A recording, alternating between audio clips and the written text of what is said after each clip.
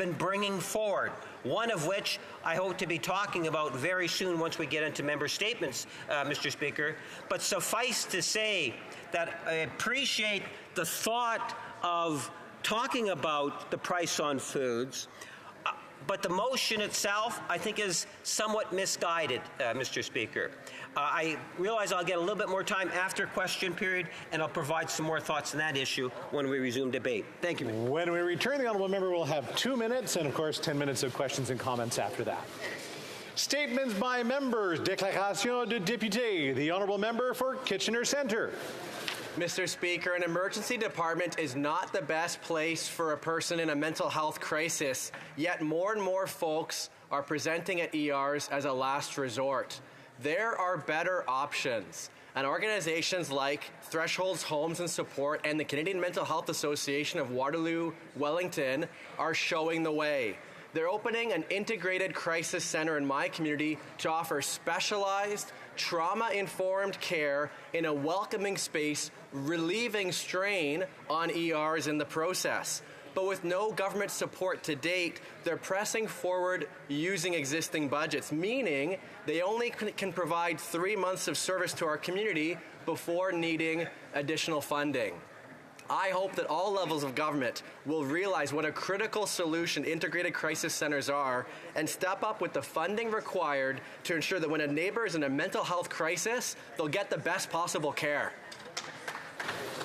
The honourable member for Winnipeg North. Yes, thank you, Mr. Speaker. You know, Canadians love our healthcare system from coast to coast to coast. We understand and believe in the Canada Health Act, in the importance that healthcare is to all Canadians. I was disappointed yesterday when members of the Conservative Party and the Bloc Party, the Unholy Alliance, came together, Mr. Speaker, and they voted against a national pharmacare plan that's going to be there to support millions of Canadians, Mr. Speaker, whether it's contraceptives or diabetes, Mr. Speaker. These are the types of programs that I believe will make a real difference in the lives of millions of Canadians. And once again, we see the difference between the Conservatives, the Conservative Reform Party, and a caring Liberal government. We see a Conservative that's more concerned about cutting back on things compared to a Liberal government that recognizes the true value of a national health care system that does incorporate some component of pharmacare. Thank you, Mr. Speaker.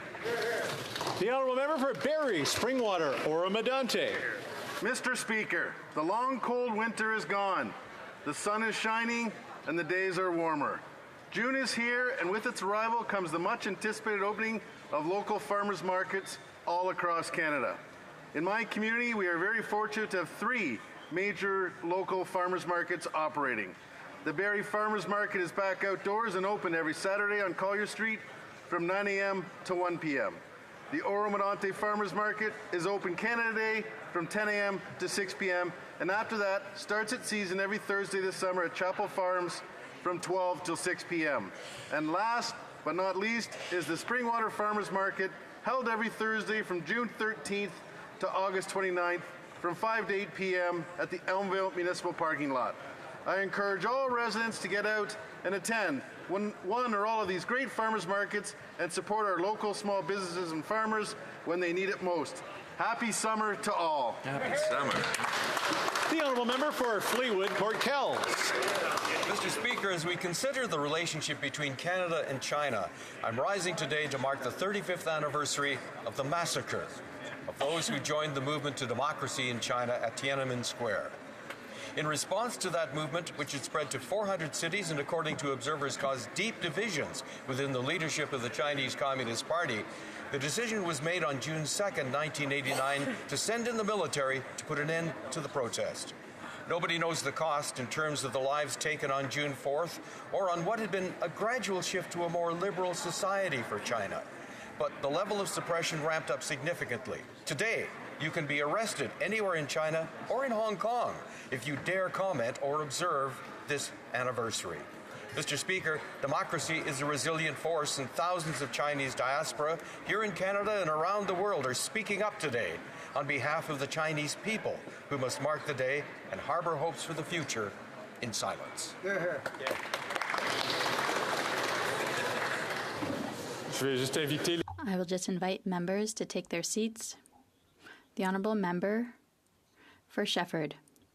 Mr. Speaker, there are strong symbols for a people, for a nation. Joseph Armand Bombardier started his company in my area in Valcourt. It was in a garage in this Eastern Townships municipality that he developed his inventions, in a building that has now become a very popular museum. On May 9th, over 60 years after his first snowmobile model, its creator was inducted into the prestigious Inventors Hall of Fame in the United States for the 2024 cohort. He now joins a select club with names like Nikola Tesla, Thomas Edison, and Henry Ford.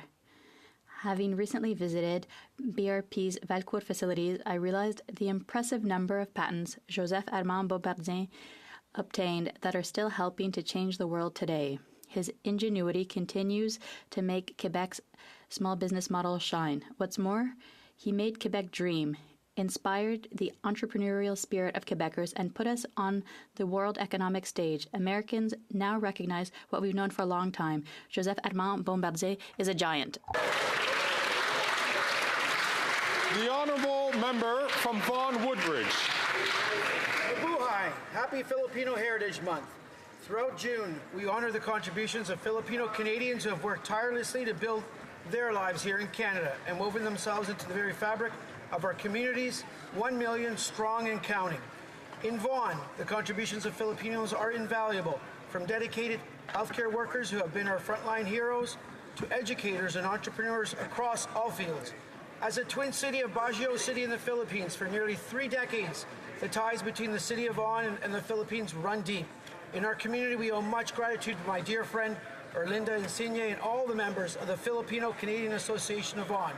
Mr. Speaker, a community favorite, Fiesta Extravaganza, started in Vaughan in 2018 and is now expanded to 9 cities across Canada and will soon be going south of the border. Together, let's celebrate the vibrant Filipino community, their heritage, and their enduring spirit that reminds us of the importance of unity, perseverance, and cultural pride. Happy Filipino Heritage Month.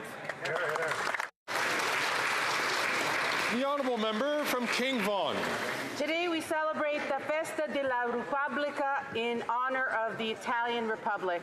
This event symbolizes the continuing friendship and cooperation between our 2 nations. Canada and Italy's relationship has always been close. We are connected through over 1.6 million Italo-Canadian who mainly reside in Toronto, Vaughan, and Montreal. We were honored to have His Excellency Andrea Ferrari, the Italian ambassador to Canada, join us for our flag raising this morning. I am proud of my grandfather who came from Calabria for the opportunity of a better life. I'm especially proud of my grandmother, who raised me to always treat people with respect and compassion. We all have the opportunity to excel in the country that gives everyone the opportunity to achieve their goals. Nonna, ti amo oggi e tutto il giorno.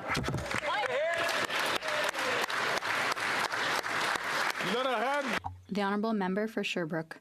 Thank you, Mr. Speaker. With over 30 years of service and on 180 projects for cultural communities, the Federation of Cultural Communities of the Eastern Townships is an essential player in the socio-economic and cultural integration of newcomers.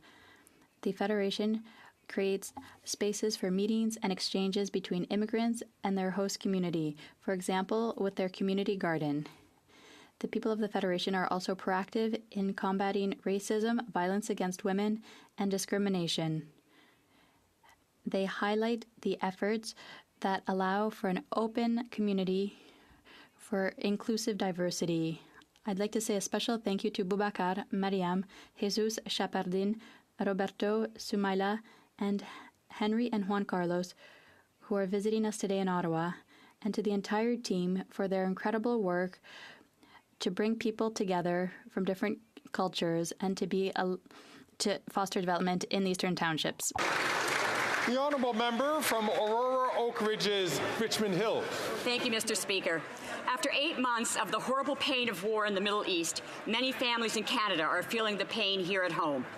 Too many of us know a family who has lost someone in Gaza or has family there living in fear in unbearable conditions.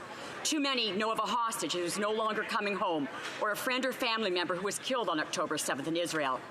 And too many of us have been affected by the vandalism and violence directed towards our communities because of who we are or because of our beliefs and actions. Well, we as Canadians are out protesting. We must remember not to spread hate and fear through our words and actions, but rather to consider our fellow Canadians and how they might be impacted by them. We have a right to protest and to free speech, and we also have a responsibility to respect and protect our fellow Canadians. As we advocate and work towards a permanent peace and long-term resolution to this conflict, let's first and foremost do no harm to our fellow Canadians. Love for all, hatred for none. Thank you, Mr. Speaker. The Honourable Member for Chicoutimi-Le Mr. Speaker, after 9 years under this government, our streets are less and less safe. The crime rate across the country continues to rise. Montrealers fear for their safety more than ever in their own city. We've reached the point where the city's police force is completely overwhelmed. Yesterday, the Montreal Police's annual report revealed that 911 calls in Montreal have risen by 10% since last year. 1.6 million calls. People are concerned, and I understand them. This influx of calls reflects the dangerous arrest and release policies of the Liberal government, supported 100% by who? By the Bloc, which have caused crime and chaos in our communities. The Bloc members who claim to defend Quebecers voted for Bill C-5, which allows convicted criminals to stay home instead of in prison. That's why a Conservative Party in power will tackle crime with tougher crime policies to stop crime, to protect you and your loved ones. The Honourable Member from Surrey Centre. Mr. Speaker, today we commemorate D-Day and the Battle of Normandy, which took place on June 6, 1944, during the Second World War. We honor those who sacrificed themselves and served our country in the ultimate battle that led to Allied victory and the liberation of Europe. On June 6, 1944, more than 14,000 brave Canadian soldiers were involved in the Normandy landings and fought with exceptional courage to regain control of Juno Beach and other positions controlled by the occupying German forces. The price of this sacrifice was heavy, and on the first day, 359 Canadians lost their lives, and more than 5,000 died in the 2.5 months of fighting in Normandy. As we commemorate the 80th anniversary of D-Day, let us not forget the sacrifices our Canadian soldiers made in this battle to bring peace to this world. Thank you. The Honourable Member from Dauphin Swan River, Neepawa. Mr. Speaker, after 9 years, Canadians are struggling because this Prime Minister's inflationary spending and tax hikes have increased the cost of everything.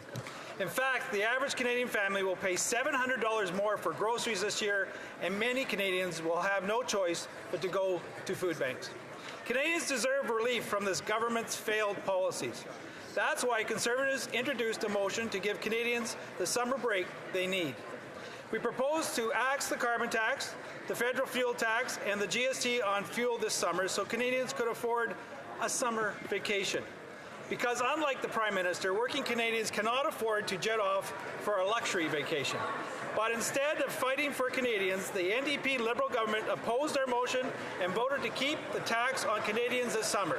Only common sense Conservatives will axe the tax and bring home lower prices for all Canadians. The Honourable Member from Fort Saskatchewan, Sherwood Park, Fort Saskatchewan. They advised the communist regime in Beijing on building military islands. They tried to block their employees from pro-democracy activity in Russia. They pointed the finger at influential Saudi dissidents. They helped to supercharge the opioid crisis. They even advised Disney on how to increase profits at the expense of safety. Armed with dark suits and PowerPoint slides, these are the McKinsey consultants, the people who can execute on anything and solve absolutely nothing. When Liberals came to office 9 years ago, they wanted to bring in well-connected insiders, and of course they chose their dear friends at McKinsey. Today's explosive Auditor General's report reveals that the NDP Liberal government repeatedly broke basic contracting rules to send $200 million worth of contracts to this certifiably amoral company. No value for money, the scales intentionally tipped in McKinsey's favor, and lacking evidence the contracts were even needed. Liberals love McKinsey and have broken the rules to shower them with taxpayer dollars, but Canadians have had enough. It's time to throw out the consultants and bring back common sense.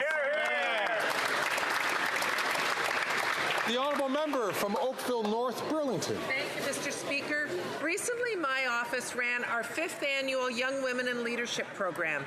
This innovative program pairs mentors with young women to provide mentorship and guidance.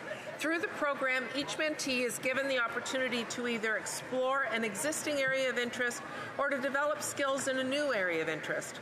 I capped off this year's program by hosting a wonderful reception with keynote speaker Professor Maya, an inspiring sociologist, author, TEDx speaker, and confidence builder.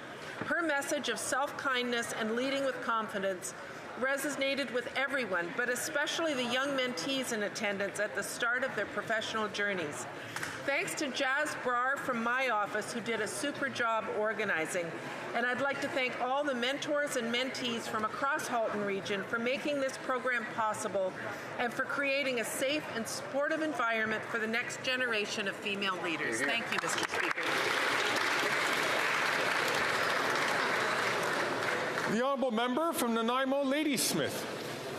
Mr. Speaker, June is Pride Month, a time to celebrate us LGBTQIA+ people, and also a time to unite and combat the disturbing rise in hate right here at home and abroad. There are many organizations doing such vital work that require federal leadership and funding, like that of Reaching Out Assisting Refugees, or ROAR, located in my riding of Nanaimo Ladysmith.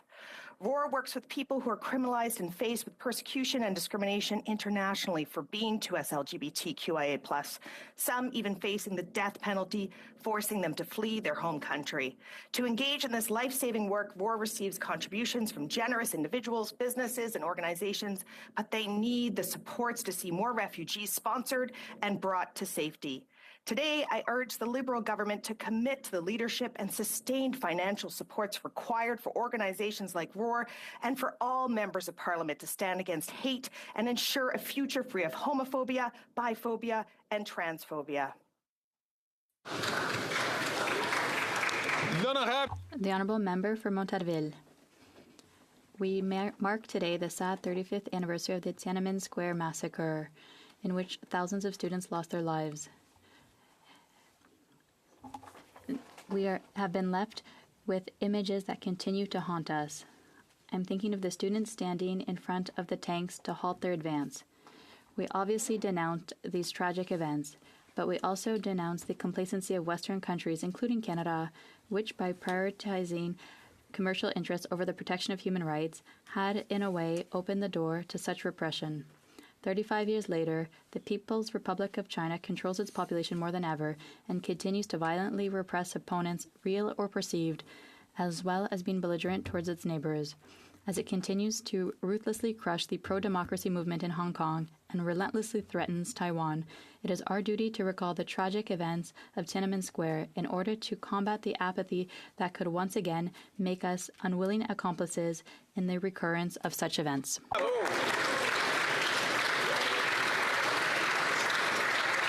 The honourable member from Bay of Quinte. This Prime Minister is not worth the cost, the incompetence, or the outright corruption. Today, the Auditor General found $123 million was given out to Liberal friends in the so-called Green Slush Fund, Sustainable Development Technology Corporation, or SDTC. $59 million given to projects that should never have been awarded at all. $76 million of funding that was given to projects that had a conflict of interest. And conflict of interest rules were not followed in 90 cases. In one instance, the Prime Minister's personal friend siphoned off $217,000 to her own company. Corruption is an understatement. This is shameful. The Auditor General found the Prime Minister and the Industry Minister have been found at fault, and the SDTC will be folded up into a federal agency. Yeah, that should help. On top of everything Canadians are going through. Shame on this Liberal government for the disregard of taxpayer dollars. Only Conservatives will end the corruption and bring common sense back to Ottawa.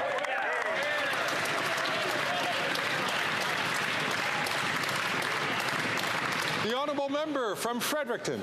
Mr. Speaker, June is Indigenous History Month. On June 21st, we observed National Indigenous Peoples Day across the country with celebrations and cultural showcases from coast to coast to coast. It's also the kickoff to summer, and that means powwow season. I want to congratulate students from Fredericton and Leo Hayes High Schools who worked tirelessly to plan and organize these highly successful events, bringing together drum groups, dancers, knowledge keepers, and of course, delicious food to share vibrant Wolastoqey culture with their fellow students and staff. It was Fredericton High School's first of its kind, and it will not be the last. For anyone who hasn't had the pleasure of attending a powwow, expect to see beautiful cultural expressions, hear the heartbeat of Mother Earth, laughter, and learning. It is truly a spectacle to behold, and I look forward to traveling the powwow trail in New Brunswick with my family. For all the amazing powwow committees, as well as chiefs and councils across Turtle Island, we'll Liwin for all your hard work and dedication and for bringing this important tradition to your communities and surrounding regions each year. From a time in Canada when critical gatherings like this were outlawed, fast forward to today when all are welcome as we continue our path towards reconciliation. Oral questions. Questions orales. L'honorable chef de l'opposition. The Honourable Leader of the Opposition. After 9 years, this Prime Minister is not worth the cost or the corruption. According to an Auditor General report on the Green Fund, we're talking about billions of dollars spent without respecting the rules, and Liberal insiders who are channeling taxpayer money to their own businesses. A level of corruption that one of the public servants in this government described as being like the sponsorship scandal. Will the Prime Minister take responsibility for this waste and corruption, or just keep blaming others? Before having the Prime Minister answer, I will just invite the member for Timmins James Bay to not speak when not invited to do so by the chair. The Right Honourable Prime Minister. Mr. Speaker, as always, we are thanking the Auditor General for her work. We will carefully peruse the reports and carefully consider the recommendations.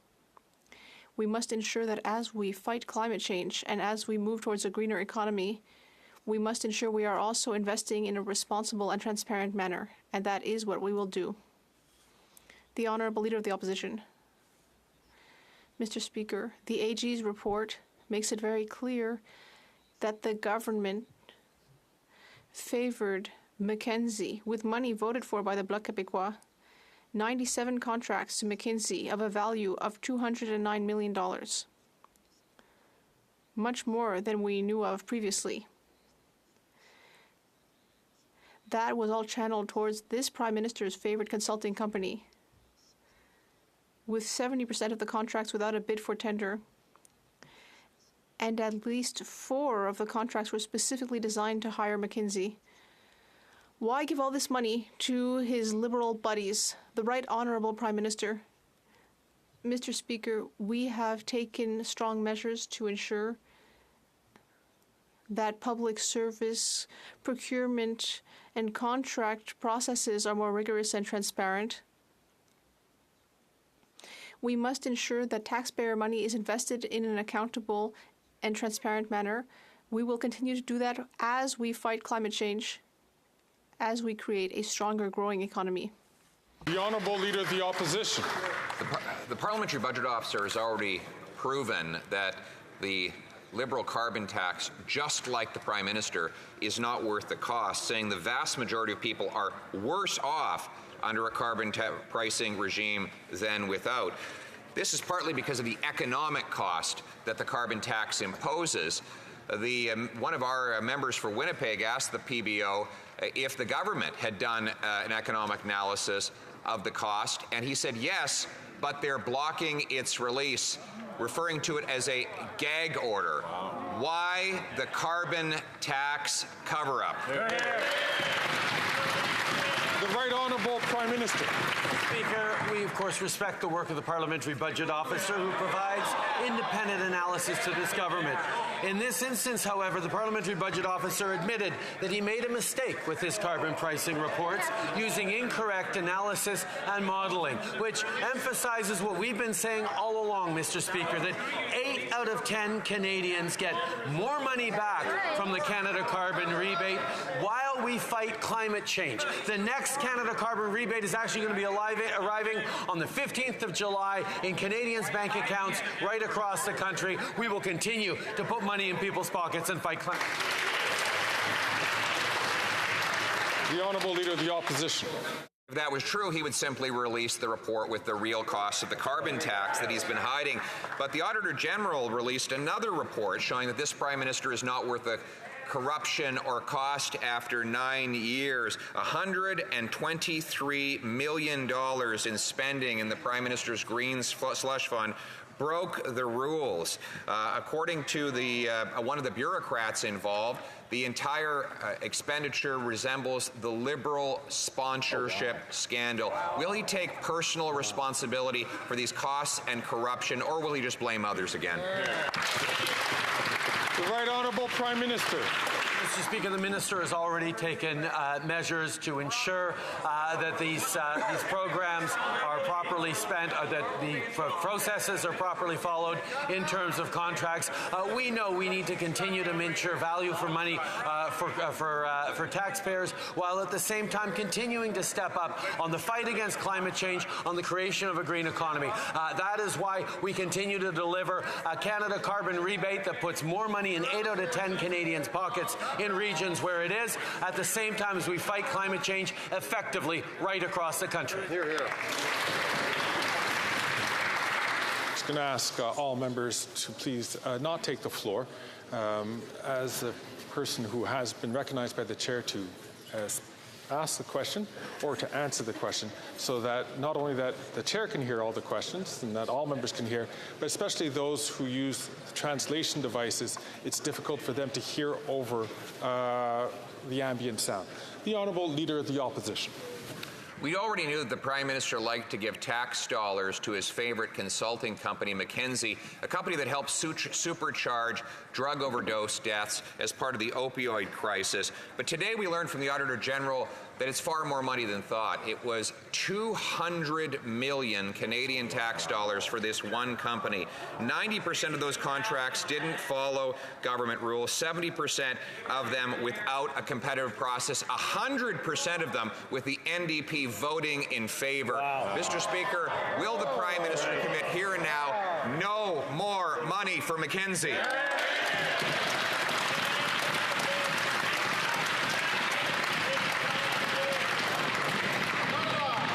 Again, I asked members, and I've already asked a member from Timmins James Bay if he could please not comment while other members are speaking, so that way we can all hear. The Honourable...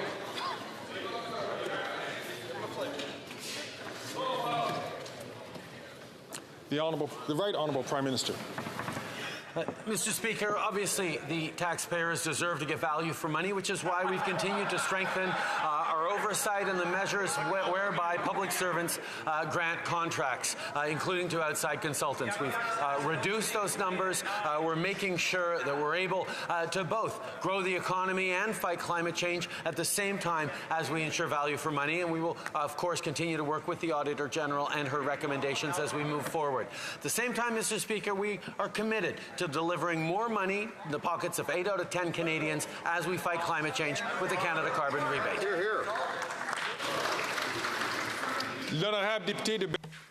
The Honourable Member for Belleuil-Chambly. Mr. Speaker, the National Committee of Parliamentarians on Security and Intelligence has tabled a report that states that there has been inaction, denial, and incompetence when it comes to handling matters of national security on the part of this cabinet.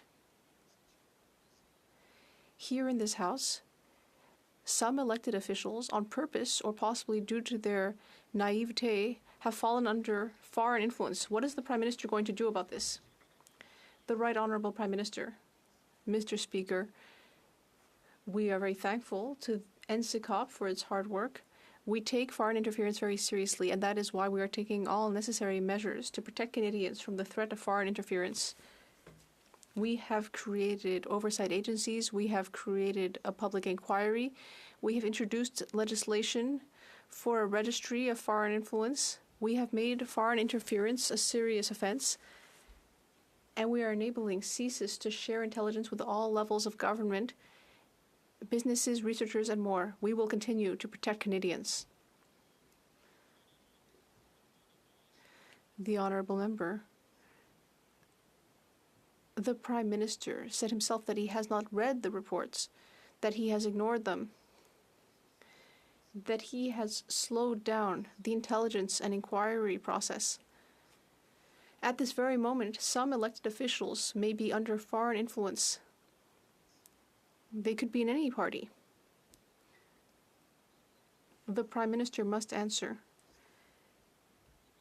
Because right now, this Prime Minister is doing nothing about the fact that in this Parliament, there are people that are under foreign influence, and he's doing nothing. The Right Honourable Prime Minister. Mr. Speaker, it's quite ironic that the leader of the Bloc Québécois is asking this question because he refused to receive the security clearance that would have enabled him to read the classified documents so he could actually understand the issues. And because he's refusing to receive the security clearance, he can engage in this type of partisan attack on issues that are actually very serious. And this government is taking it very seriously and doing the work. The Honourable Member from Burnaby South. We know that China and India are interfering in our democracy and are using members of parliament to do so. A Canadian is dead because India allegedly sent assassins to murder him in Surrey, BC. Yet, the Conservative leader refuses to condemn India's Modi, and the Prime Minister has failed to protect our democracy. How will this Prime Minister take this matter seriously and hold these foreign governments to account? The Right Honourable Prime Minister.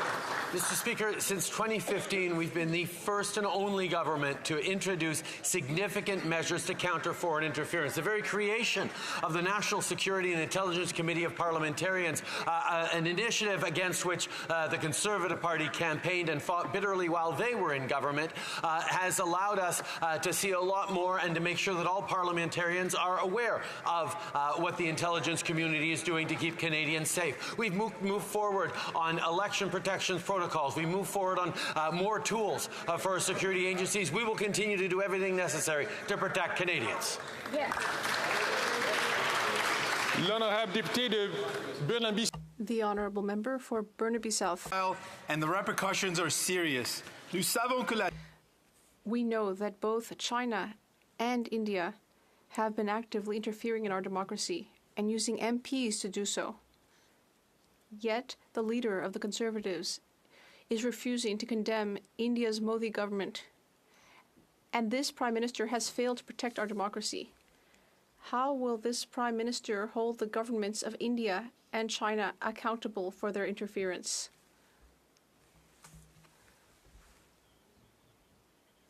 The Right Honourable Prime Minister.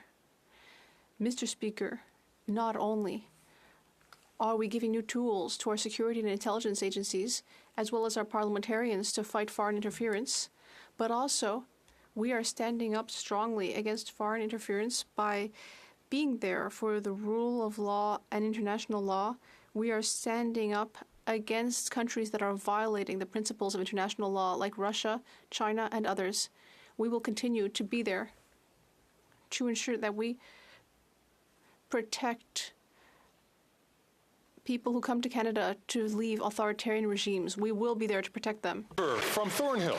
After 9 years, the Prime Minister is not worth the cost or the corruption. The AG's latest report found that the Liberal-created Green Slush Fund has been directing tens of millions of dollars into companies owned by, you guessed it, themselves. Their own civil servants called it outright incompetence, but it's worse than that. $123 million of inappropriate contracts, almost half, shouldn't have been given to those companies at all. It's even worse, $76 million connected to Liberal insiders. Is it incompetence? Is it corruption? Is it both? What the hell is going on over there?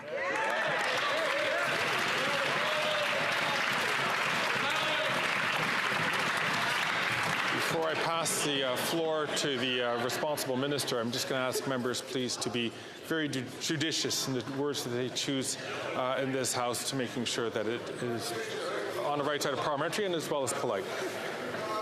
The Honourable Minister for Innovation. Mr. Speaker, I think Canada is saying how much the Conservative will go when we're talking about climate change, Mr. Speaker. We have been very clear, Mr. Speaker. From the moment that we receive allegations, Mr. Speaker, we launched 2 investigations, one by Raymond Chabot, Grant Thornton, and one by the law firm McCarthy Tétrault, and now the Auditor General, Mr. Speaker. We have been clear that we wanted to go to the bottom of this. That's what we've done, Mr. Speaker. And not only we have investigated, Mr. Speaker, we agree with the conclusion of the Auditor General. We're going to restore governance, we're going to restore funding to the clean tech in this country, and we're going to restore confidence from Canadians. Good answer. The Honourable Member from Thornhill.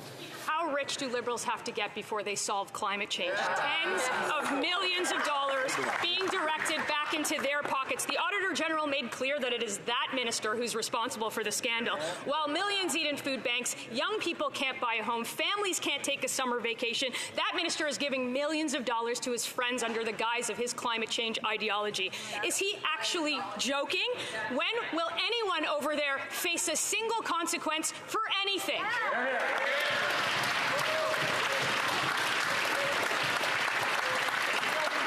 The Honourable Minister for Innovation. I'd like to thank my colleague for the question, Mr. Speaker. You see again the Conservative going, Mr. Speaker. The Auditor General's report was very clear. Parliament decided 20 years ago to have an arm's-length organization to manage that, Mr. Speaker. We investigated the allegation. We're proposing now a new governance model which will be under the rules of the Federal Public Service, so we can have more rules around HR, more rules around funding, Mr. Speaker. We're going to restore confidence. We're going to make sure that we have a model of delivery that have the highest standard, Mr. Speaker. We're going to fight for the clean tech in this sector. Yes, good answer.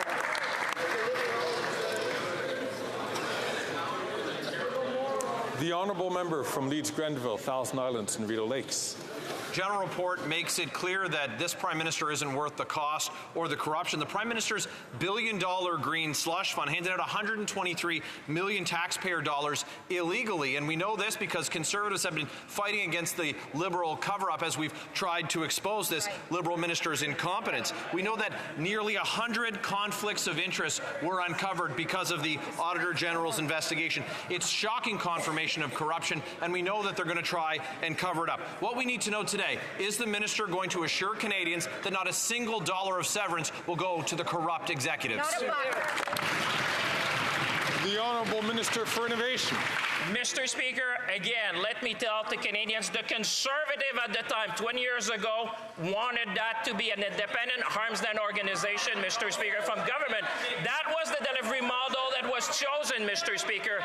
What we have done from the moment we had delegation, we investigated, Mr. Speaker, because we want to go to the bottom of this. We've seen the reports that have come up. We have proactively worked with the Auditor General. We're going to restore confidence. We're going to restore governance in this organization. But one thing, Mr. Speaker, we're never going to let our small and medium-sized business who are fighting for climate change in this country, we're going to fight with them.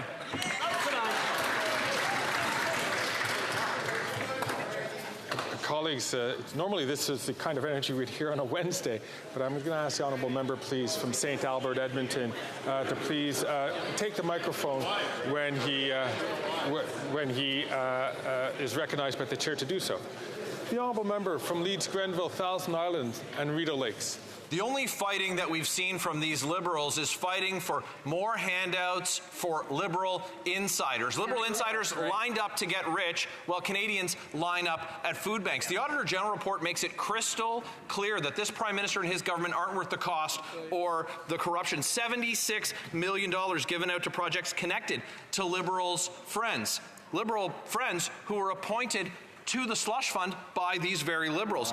Liberals lining the pockets of Liberals. We know all about it after 9 years of this corrupt Prime Minister. Will they stop the cover-up and commit to get Canadians every dollar back? The Honourable Minister for Innovation. Mr. Speaker, here we go. the Conservative again against our small and medium-sized business in this country. We're fighting for climate change, Mr. Speaker. As I've said before, once we receive allegation, we initiated the investigation, Mr. Speaker, because we wanted to go to the bottom of this. The CEO of the organization has resigned. The chair of the board has resigned. We demanded an action plan by management. We welcome the Auditor's General report. We're going to restore confidence. We're going to restore governance. But we've got to make sure, Mr. Speaker, we're always going to be there to fight for small and medium-sized businesses in this country. Very good. L'honorable député de Mégantic-L'Érable. The honourable member for Mégantic-L'Érable. Well, Mr. Speaker, after 9 years of this Liberal Prime Minister, he's just not worth the corruption or the cost. Not one, not two, but 3 Auditor General reports.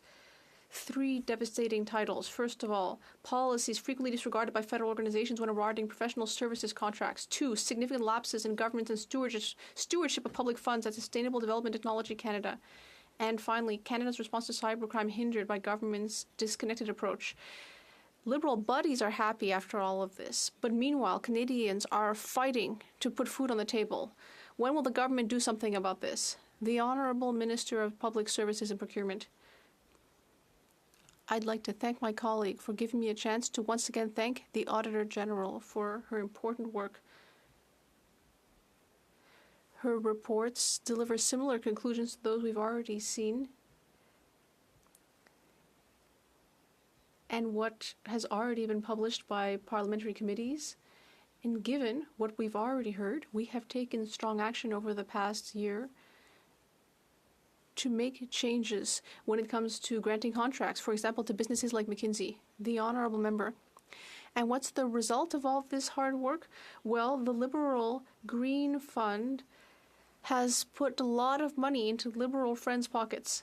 The Auditor General told us this morning that the Liberal Green Fund sent $59 million to ineligible projects. That's right under the eye of the Minister of Industry, and just like usual, the Minister did nothing. But we know the Minister was aware. Will the Minister ask his friends to reimburse Canadians for their ill-gotten gains? The Honourable Minister of Innovation. Mr. Speaker, the Conservatives seem to be waking up. I guess it's this nice weather. As I said in English, when we heard allegations, we immediately launched investigations while they were slumbering. We took immediate action. We worked with the AG. Why?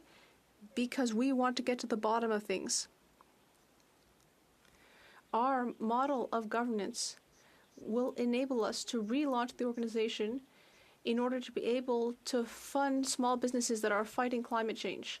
We will bring back trust and support our small businesses. The honourable member for Belleuil-Chambly. Well, Mr. Speaker, we know that that report was tabled yesterday and could not have been looked at before. There's only one member of the Bloc Québécois on the committee, the member for Montarville. No one could have revealed the names in question. So I would invite the Liberal caucus to look around among themselves and tell themselves that among them there are people who are under foreign interference, foreign influence, and that during their next caucus they should perhaps speak among themselves and find out who it is. The Honourable Minister of Public Safety. Mr. Speaker, as I said yesterday, and I will repeat today, we need to be very careful when we talk about details of intelligence in a public context. As we've said, we are the only government who has created a series of measures that have evolved over the years to strengthen our capacity to detect foreign interference. I have a great deal of trust in our security and intelligence organizations and the RCMP, and I know that they will do what they need to do. The Honourable Member for Lac-Saint-Jean. Mr. Speaker, we're living through difficult times. We see the situation in the Middle East, Eastern Europe, Mexico. Then there's institutionalized violence, war, global warming. It is indeed a difficult time on Earth. And of course, people from throughout the world are looking for a safe harbor. And that's why we have a record number of asylum seekers, people who are waiting for a work permit and are forced to go to the food bank or get on welfare because, as usual, Ottawa is asleep at the switch. When will this government finally start taking the matter of asylum seriously? The Honourable Minister of Immigration, Refugees and Citizenship. Thank you, Mr. Speaker. I'd like to thank the member across the way for his very fair question. Like many other countries, Canada is facing record high asylum requests, but that doesn't mean we're not taking it seriously. Quite the contrary. We are increasing our efforts sharply because we know that people coming here are fleeing war and violence. They need support. That takes help from Quebec. And I'd just like to say that the Bloc Québécois has fought hard to ensure that asylum seekers are properly welcomed into Quebec and Canada. The Honourable Member for Lac-Saint-Jean. Well, thank you, but there's a cost. When it comes to asylum seekers, there's a cost and there's responsibility. They need to be housed. They need to receive health care. They need to be taught French. And Ottawa isn't doing anything to help them with these things. Asylum seekers now represent 20%, nearly 20% of recipients of welfare in Quebec. The Prime Minister likes to say that the huddled masses of the earth can come to Canada, but once they actually get here, he won't lift a finger to help them. He doesn't even give them a work permit within 30 days. Is that what the Liberals really think being welcoming is? The Honourable Minister of Immigration. A few weeks ago, Mr. Speaker, the member across the way was saying that it took 6 to 8 months. Now we're ensuring that people do get their work permit. We know that it helps them once they can work. We want to do better. Of course, applications are at a record high level, but I'm looking forward to working closely with Quebec on this. From Calgary, Midnapore. The AG report proves this Prime Minister is not worth the cost or the corruption. This NDP Liberal government spent $200 million on McKinsey, which is just another example of this Prime Minister favoring his insider friends. The AG stated this was a flagrant disregard for procurement rules as the government sole sourced with no justification and competitive processes were changed to favor McKinsey. The clear favoritism is just one more example of this government choosing their friends over integrity. Why has this Prime Minister been caught time and time again red-handed, giving his friends lucrative contracts? The Honourable Minister for Public Services and Procurement. Thank you, Mr. Speaker, and we thank my colleague for asking this important question, which allows me to thank again the Auditor General for her important work on this topic. The report comes to similar conclusions as the report that were released by the government last year, and based on those previous findings, we have been acting for more than a year to end the standing offers with McKinsey and all similar companies, which also introduces stricter requirements for departments doing their own contracting authorities. The Honourable Member from Calgary, Midnapore. Dominic Barton. This Prime Minister is not worth the cost or corruption. Dominic Barton is the former global head of McKinsey who was handpicked by the PM to be the Canadian ambassador to China and the chair of the Economic Advisory Council. So it's no surprise that after 2016, McKinsey contracting began to go up and up with few signs of stopping. He even joined a meeting between McKinsey and the Canada Infrastructure Bank while he was the ambassador, a meeting he hid from members of committee. Why should Canadians tolerate a Prime Minister who promotes his rich friends and a government run by McKinsey? The Honourable Minister for Public Works, Public Services and Procurement. Mr. Speaker, as I just said in English, but I can repeat in French, we are very grateful to the AG for her hard work on this file. Now, the report has similar conclusions to the report published by the government last year, but we will continue to consider the recommendations. For about a year, bids for tender for McKinsey and similar businesses have been cancelled, and we will continue to make requirements stricter for departments with these types of contracting processes. Member from Carlton Trail, Eagle Creek. The Auditor General's report proves that after 9 years, this Prime Minister is not worth the cost or corruption. In her audit of McKinsey, the AG found this Liberal government broke the rules, showed clear favoritism, and could not demonstrate value for money. This Prime Minister needs to take responsibility. Almost $200 million was awarded to McKinsey. Contracts were rigged, Liberal insiders got rich, and taxpayers are on the hook. Will the Prime Minister finally ban McKinsey from government contracting? The Honourable Minister of Public Services and Procurement. Thank you, Mr. Speaker. I've already answered this question multiple times now. I would just add that in addition to what I've said, these contracts have been closely examined several times, including by the Auditor General, and no indication of political interference was ever found. But talking of contracts, Mr. Speaker, may I talk about dental care, about which the Conservative leader has nothing to say because he believes and claims that it doesn't exist. 2 million seniors in Canada, Mr. Speaker, have already registered with dental. Now, why is the Conservative leader misinforming and hurting seniors by telling them it doesn't exist? The Honourable Member from Sherwood Park, Fort Saskatchewan. The Auditor General's report proves once again that this Prime Minister is not worth the cost and the corruption.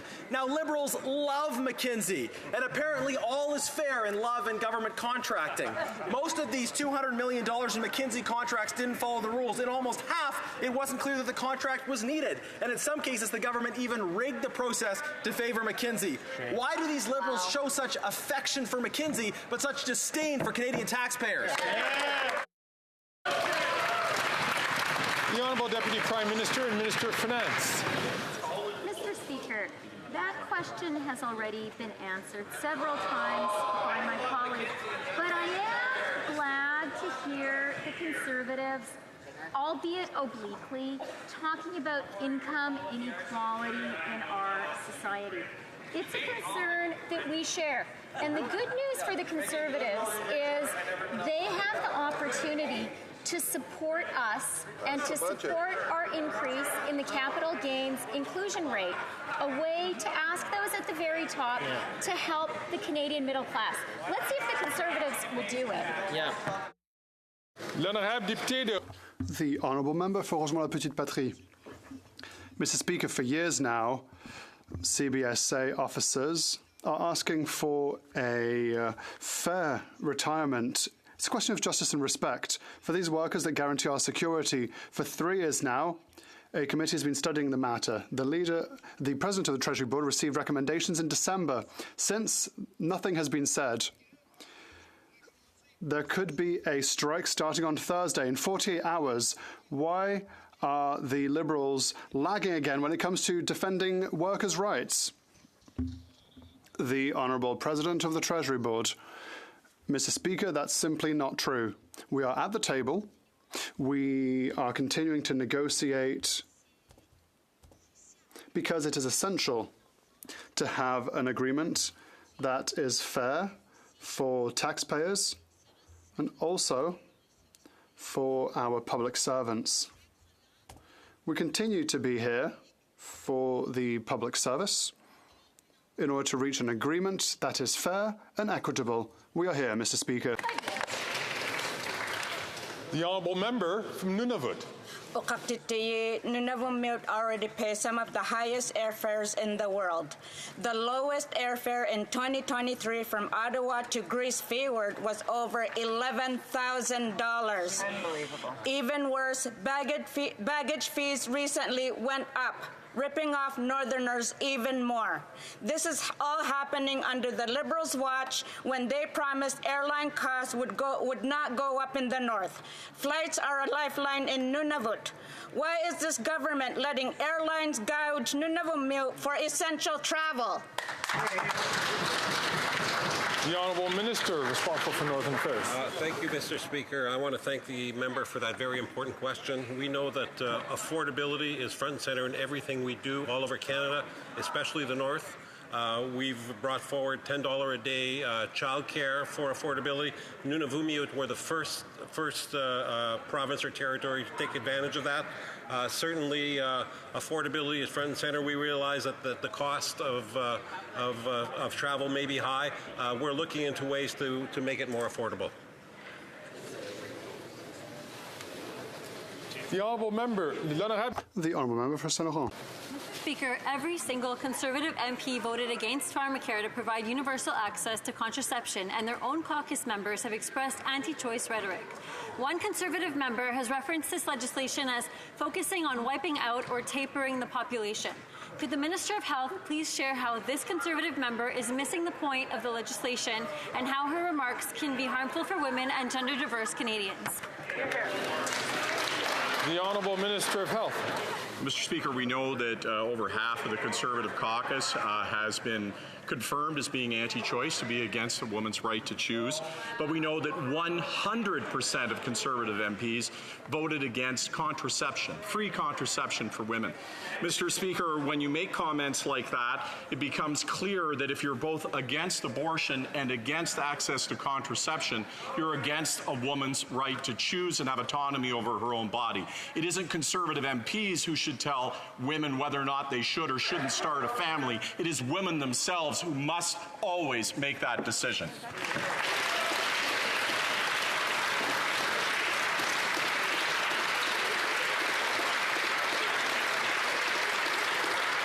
The honourable member from Brantford-Brant. The explosive Auditor General's report proves that the Prime Minister is not worth the cost and corruption. This NDP Liberal government knew conflict of interest policies weren't being followed, and wait for it, did absolutely nothing. $76 million greenlit by Liberal-appointed directors, never to be seen again. Canadians deserve so much better. If the minister knew about these conflicts, why didn't he take his job seriously and fire the directors? The Honourable Minister for Innovation. Mr. Speaker, I actually welcome the question from the member because it seems that they have not really listened, Mr. Speaker. The moment we heard of allegation, we launched the investigation when they were asleep, Mr. Speaker. We launched the investigation by Raymond Chabot, Grant Thornton, and McCarty Tetreault. And once we have that, we suspended funding to the organization. The chair of the board and the CEO resigned. We demanded an action plan by management, Mr. Speaker. We are committed to restore the funding to the firms. We are committed to have more governance, and we are committed to ensure that there will be trust in a new organization, Mr. Speaker. Thank you. The honourable member from South Shore, St. Margaret's. The minister did nothing for 48 months, even though he had officials sitting in the meetings.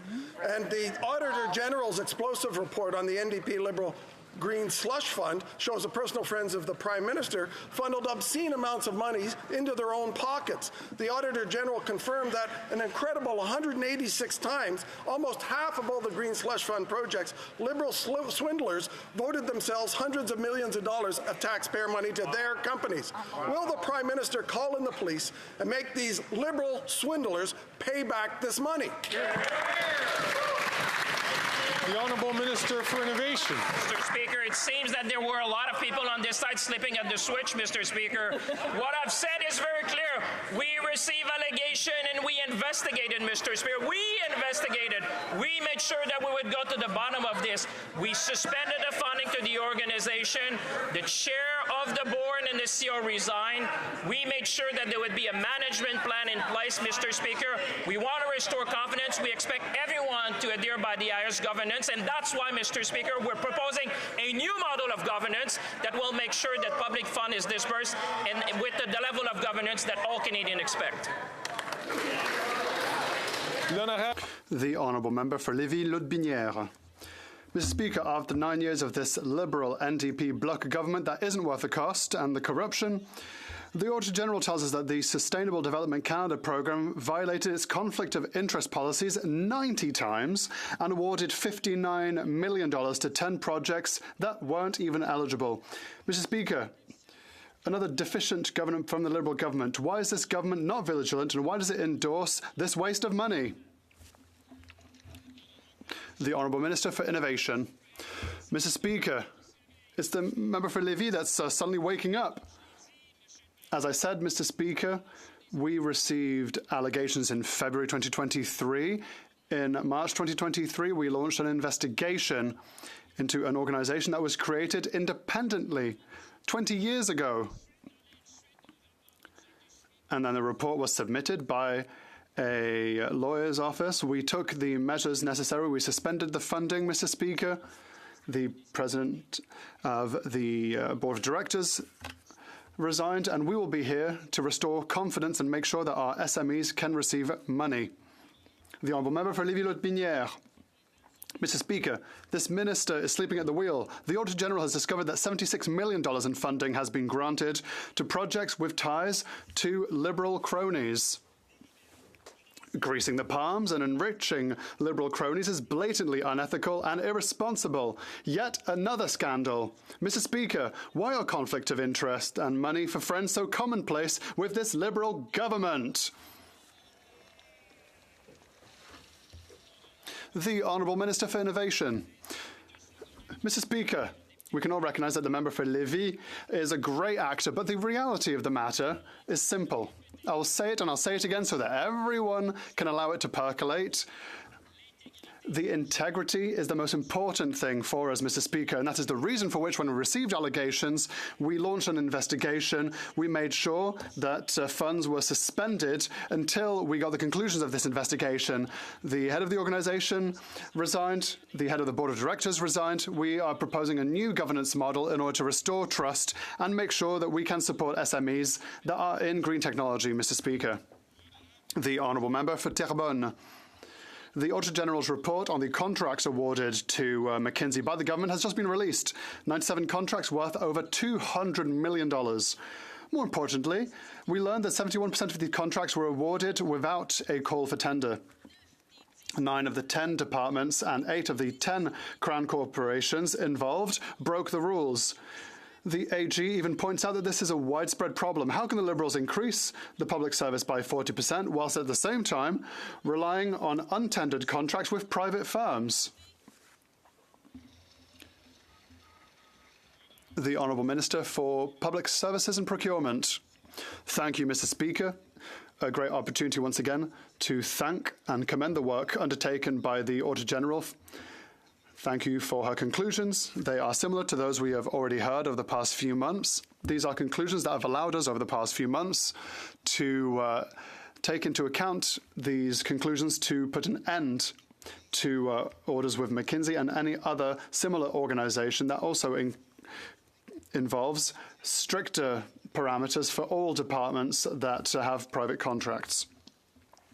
The Honourable Member for Beauport-Limoilou. Mr. Speaker, the Auditor General's report also shows that the use of McKinsey has skyrocketed since the Liberals came to power. But, I mean, we'd already noticed that. But for several of these contracts, the departments were unable to prove that all the consultants had the required security clearance. Yet McKinsey ended up with both hands in the pockets of public services, immigration, Trans Mountain, and even national defence. How can the Liberals tolerate their own rules being bent and circumvented even when it comes to security? The Honourable Minister for Public Services and Procurement. Thank you, Mr. Speaker, and the member is right to indicate two things. The first of which is security, the second of which are expenses. Let us start with expenses. The President of the Treasury Board has been very clear. We are revising by 15% contracts to give the public service even more capacity to better serve Canadians. With regard to security, the Auditor General was very clear. We have to be better able to share and store this information. The honourable member from Calgary, Forest Lawn. After 9 years, another gag order victim of this Liberal NDP Prime Minister has come forward. This time, it's his own parliamentary budgeting officer who revealed yesterday that there's a secret government document that would lambaste and completely put to shame the claims on the carbon tax scam. This secret report would confirm most Canadians are worse off in this scam than what they get in phony rebates, and emissions have gone up. Will this Liberal NDP Prime Minister lift the gag order on the PBO so Canadians and everyone can know what they already know, that this Prime Minister and this carbon tax scam are not worth the cost? The Honourable Parliamentary Secretary to the Minister of the Environment and Climate Change and the Minister for Fitness and Amateur Sport. Mr. Speaker, the Parliamentary Budget Officer does important and essential work, and we thank him for the update. Recently, he had an update on his website saying that the last estimate that he had done was based on faulty information, and we thank him for correcting the record.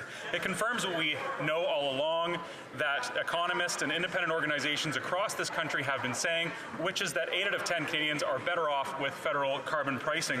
But Mr. Speaker, the reason the Conservatives are so bent out of shape about this is because it re-emphasizes the fact that carbon pricing both lowers emissions and the Canada Carbon Rebate supports affordability.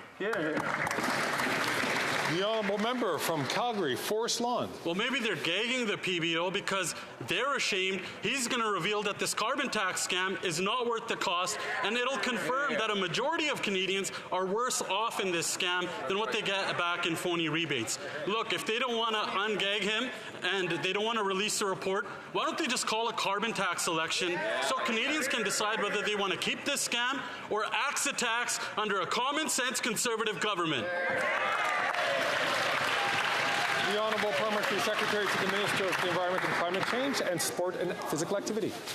Thank you very much, Mr. Speaker. The Conservatives have clung to this flawed scenario, and they refuse to correct their own misinformation on this very important subject. Mr. Speaker, I would recommend that the Leader of the Opposition maybe go to Carleton over the summer and brush up on his mathematics. However, it's very clear that it's probably elementary school that he needs to go back to. We're talking about adding and subtracting, Mr. Speaker. Conservative math just isn't adding up these days, but I want to reassure Canadians that on July 15th, the Canada Carbon Rebate will be arriving in their bank accounts or their mailboxes. Thank you, Mr. Speaker.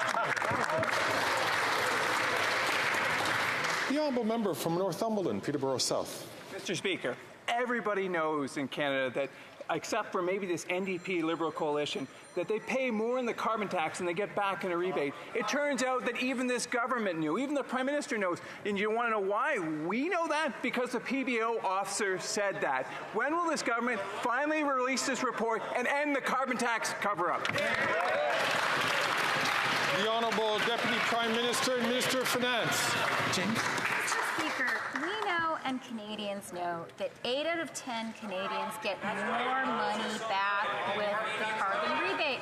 But, Mr. Speaker, there is someone who is being gagged, and that is an MP who sits in this House of Commons, the MP for Peace River Westlaw. He had the temerity to say out loud what the majority of Conservative MPs believe, which is that a woman should not have the right to choose.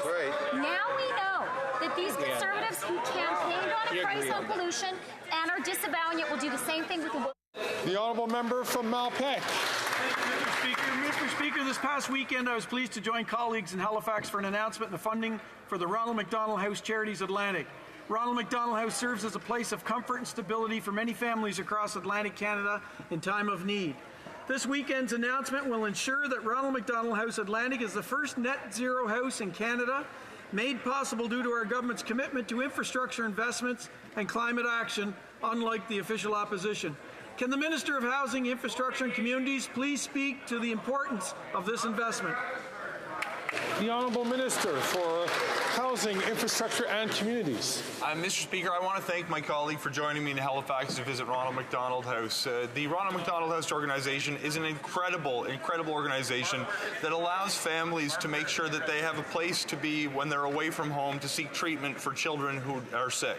We had an opportunity while we were there to meet Brittany and Riley, who recently welcomed Finley, their new addition, who arrived a little bit earlier than expected, but because the services being provided allowed them a place to stay, they were able to get the treatment they need. We're investing nearly $3 million to help make the facility more efficient, more accessible, and importantly, double the capacity to serve 1,200 families. I want to say thank you to all the volunteers and the workers who make it possible to have such a wonderful facility. The honourable member from Montmagny-Lillet, Kamouraska-Rivière-du-Loup.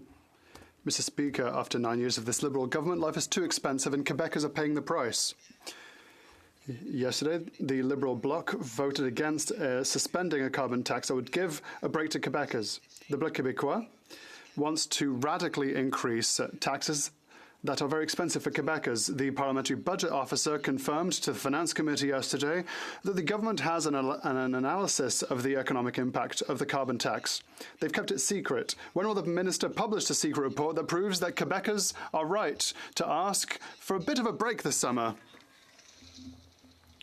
The Honourable Deputy Prime Minister and Minister for Finance. Mr. Speaker, during the election campaign of 2021, all Conservative MPs promised to put a price on pollution. It was important, especially in Quebec, because Quebecers understand the importance and the severity of climate change. And now we've seen a flip-flop from the Conservatives.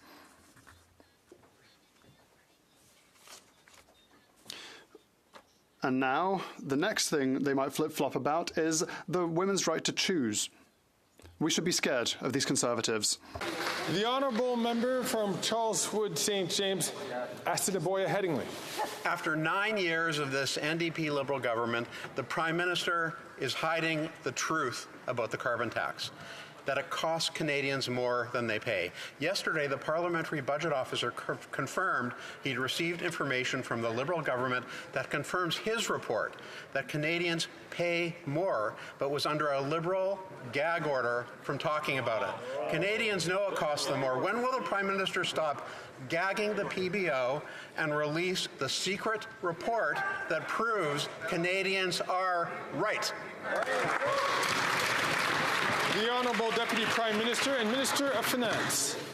Mr. Speaker, the only person being gagged in Ottawa right now is the Conservative Member of Parliament for Peace River West. That's right. He committed the cardinal political crime among this power-hungry Conservative Party of actually telling the truth, of actually telling Canadians what he believes and what he intends to do. That is to end a woman's right to choose.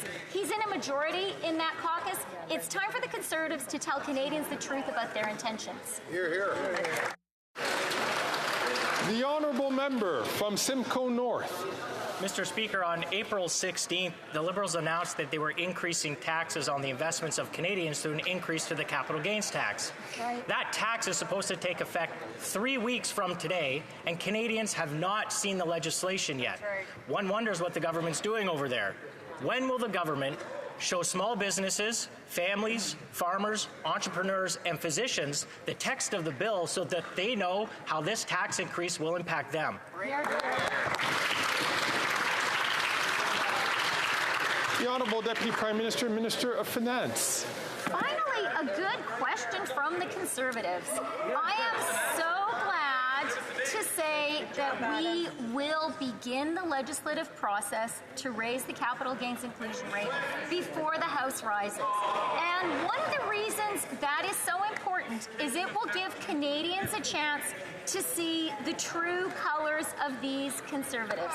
So far, they have dithered and they have dodged, and they have not said whether they are in favor of asking those who are doing the very best to pay a little more. Soon, they're not going to have a chance to dodge. L'honorable député de Châteauguay-Lacolle. The Honourable Member for Châteauguay-Lacolle, Mr. Speaker. As you know, Canada is committed to achieving carbon neutrality by 2050, and our government is working very hard in all sectors to make this goal as ambitious as it needs to be. One of the initiatives we have implemented is the Green and Inclusive Community Buildings Programme, which aims to make Canada's infrastructure less polluting, more sustainable, but also more accessible and inclusive. A concrete example of a project that is supported by this program and explain why this is beneficial for the community that receives this funding? The Honourable Minister for National Revenue. Thank you, Mr. Speaker. With the Green Inclusive Community Buildings Programme, our government is investing massive amounts in the one like for the Stansted's Arts Centre. Funding will bring Le Théâtre Sans Frontières back to life. It will host a variety of cultural and artistic events, as well as many community activities. Le Théâtre... the revitalized theatre will play an important role in the economic development of this small municipality close to our border. Thank you, Mr. Speaker. The honourable member from Edmonton Griesbach. Today's Auditor General report confirms what we already know, that the Liberals and Conservatives love their Bay Street McKinsey friends. So much so that McKinsey got over $200 million and billions more were given to other management firms. Our public service has the skills and is ready to do the work. But once again, the Liberals and Conservatives give preferential treatment to ultra-rich corporations. So when will they start respecting our public service and stop forking over money to rich consultants? The Honourable Minister for Public Services and Procurement. Thank you, Mr. Speaker. Thank you for our colleague to giving me another opportunity to thank and be very grateful to the Auditor General for her important report. Although the report comes to similar conclusions as the reports released by the government last year, it is obviously important input so that we can continue the work that we have done, such as making sure that we are more, for instance, removing McKinsey and similar companies from standing offers. We're also introducing stricter requirements for other departments to do their own contracting in a way that guarantees integrity and confidence in our procurement process. The honourable member from Port Moody Coquitlam. Mr. Speaker, Canadians with disabilities are struggling to keep up with high costs of food and housing. And the Liberals' measly $200 plan will leave people with disabilities living well below the poverty line. The government has an obligation legally to uphold human rights and to ensure an adequate standard of living for everyone. But shamefully, the Liberals are failing, just like the Conservatives before them. When will the Liberals get serious about ending poverty for persons with disabilities? The Honourable Minister for Persons with Disabilities. Thank you, Mr. Speaker. Mr. Speaker, the Canada Disability Benefit is a major milestone in our strong and unwavering commitment to creating a more inclusive and fairer Canada. Mr. Speaker, through this budget, we have committed over $6.1 billion as the initial investments for the Canada Disability Benefit. This is the first ever federal benefit designed for persons with disabilities. Mr. Speaker, we know there's more to do, but we'll make sure and continue to work with provinces and territories first to make sure that there are no clawbacks and to see what more we can do to support individuals with disabilities, Mr. Speaker, now and into the future. Thank you. And so brings us to the end of question period. However, I would like to bring to the attention of members in the presence in the gallery of Ms. Alexandra Motvichuk, Chair of the Center for Civil Liberties in Ukraine, a joint recipient of the 2022 Nobel Peace Prize.